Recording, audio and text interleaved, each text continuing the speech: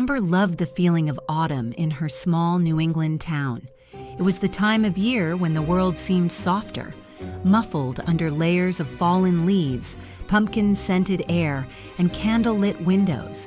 Her family's house stood not far from the town cemetery, and on Halloween, the town came alive with a cozy charm. Kids ran through the streets clutching bags of candy, and the old orchard near the graveyard held hay rides and bonfires until the stars came out. That evening, just before sunset, Amber stepped out for a quiet walk. She told her husband Grant she'd only be gone a few minutes. Their two kids, excitedly stuffing themselves into costumes, hardly noticed her leave. She needed a little peace before the noise of trick-or-treaters filled the streets. As she strolled along the winding path that led toward the covered bridge, a strange hush fell over the town. Amber glanced back toward the warm glow of houses and jack-o'-lanterns. Already the festive cheer felt far away, as though she had crossed some invisible boundary into another world. The sky was bruised with the purples and oranges of twilight, and the trees shivered with the last gusts of daylight wind. She passed beneath the covered bridge, her footsteps tapping against the old wooden planks, and followed the dirt path that curved toward the cemetery. The iron gates loomed ahead, tangled with vines. A familiar shiver ran down her spine, the kind you get when the world feels too quiet, as if it's holding its breath. Amber wasn't planning to go inside the cemetery. Just a quick look, she told herself. The graveyard had always fascinated her, especially at this time of year when the fading sun kissed the stones with a honeyed glow. But before she could step closer, a voice called out from the shadows. "Good evening." Amber turned, startled. Standing just beyond the gates was a man in a long black coat. A top hat rested neatly on his head, and his pale face was lit with a soft smile. His eyes, though kind, seemed to carry the weight of centuries. "Evening," Amber replied, her heart fluttering. He had the air of someone from another time, a character from a forgotten novel. "Are you visiting someone?" she asked. The man's smile deepened. "In a way, yes. I often find myself drawn back to this place when the leaves begin to fall." He gestured toward the rows of tombstones, his gaze distant. "Autumn has a way of stirring memories, doesn't it?" Amber tilted her head, intrigued. "You're not from around here, are you?" He chuckled softly, the sound like dry leaves brushing against stone. "Not anymore, but I was once, a very long time ago." Something about his voice, melancholy, wistful, made Amber's heart ache, though she couldn't explain why. It felt like they had shared some unspoken bond, like two strangers meeting at the edge of a dream. "It's strange," she said, almost to herself. "I've walked this path so many times, but I don't think I've ever seen you before." "Perhaps," the man said with a small, sad smile, "you weren't meant to see me until tonight." The wind picked up, sending a swirl of golden leaves between them. Amber shivered, though not from the cold.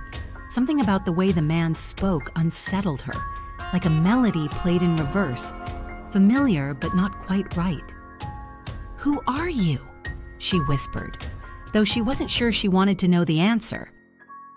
The man's expression softened, as if he carried a secret too heavy to share. "I am a memory," he murmured. "One of many that lingers here, waiting to be remembered." Before Amber could ask more, the wind gusted again, tugging her scarf and whipping her hair into her eyes. When she brushed it away, the man was gone. She stood there, frozen, her pulse pounding in her ears. The air felt colder now, as if the sun had dropped below the horizon without warning. The cemetery gates groaned softly in the wind, and the path stretched empty before her. Feeling both foolish and unnerved, Amber decided to walk along the cemetery's outer fence. Something compelled her to follow the direction the man had seemed to take. Her boots crunched over brittle leaves as she moved along the winding path, her breath clouding in the cooling air. The twilight deepened, and just as the first stars began to flicker in the sky, Amber found herself standing before an old maple tree at the edge of the graveyard. Beneath its gnarled branches was a small, weathered tombstone. She squinted in the dim light, brushing aside a layer of leaves that had gathered at its base. Her heart stopped. Nathaniel Ward, 1852 to 1893. Even in death, he walks among the autumn leaves. With a mix of disbelief and dread, her fingers traced the cold engraved letters as if touching them would prove this wasn't real. But the truth was undeniable. The name belonged to the man she had just spoken to. Her mind raced.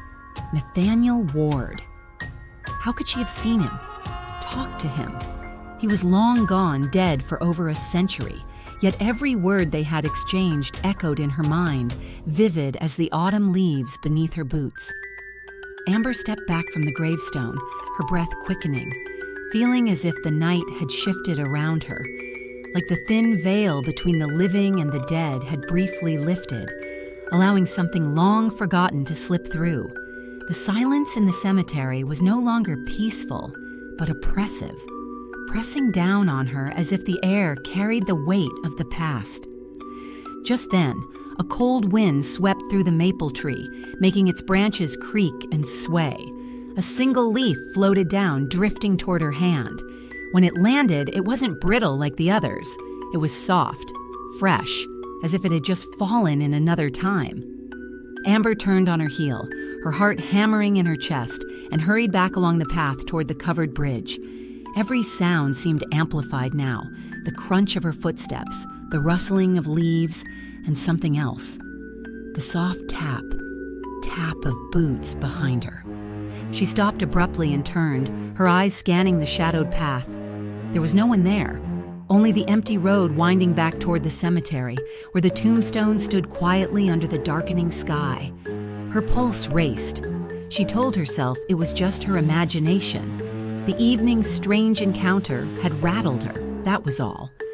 But as she resumed her walk, the feeling of being followed only grew stronger. The sound of phantom footsteps stayed just behind her, matching her pace exactly, never growing closer, but never fading either. Amber's breath came in sharp bursts by the time she reached the bridge. She crossed it in hurried steps, the wooden planks groaning underfoot.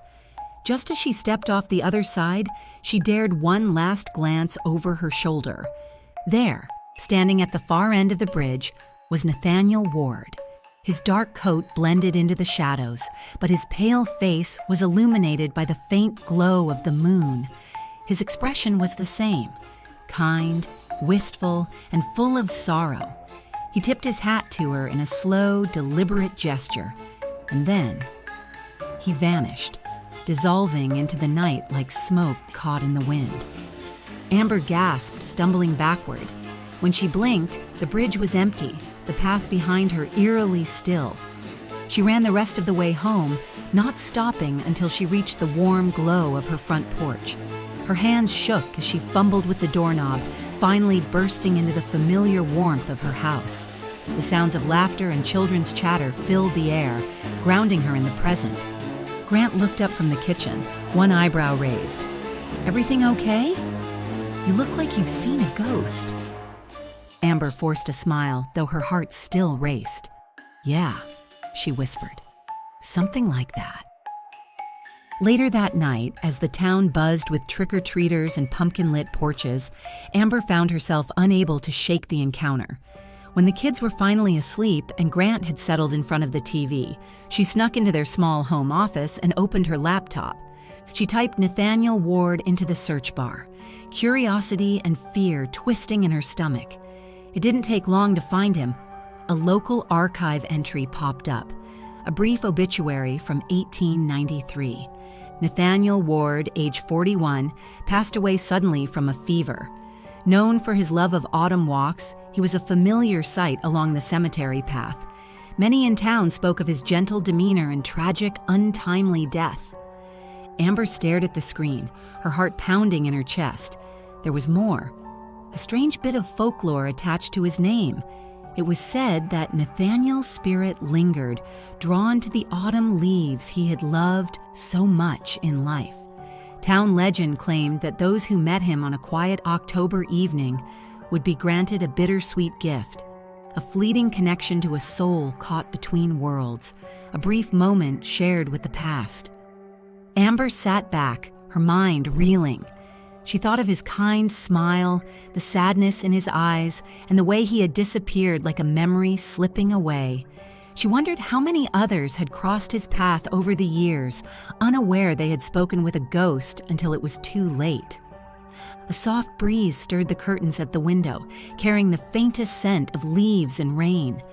Amber felt a strange warmth bloom in her chest, a sense of peace, of closure, as if some part of her had been touched by something beyond understanding. She closed the laptop and sat quietly for a moment, listening to the distant sounds of the Halloween night. Then, with a small smile, she whispered into the darkness, "Until we meet again, Nathaniel."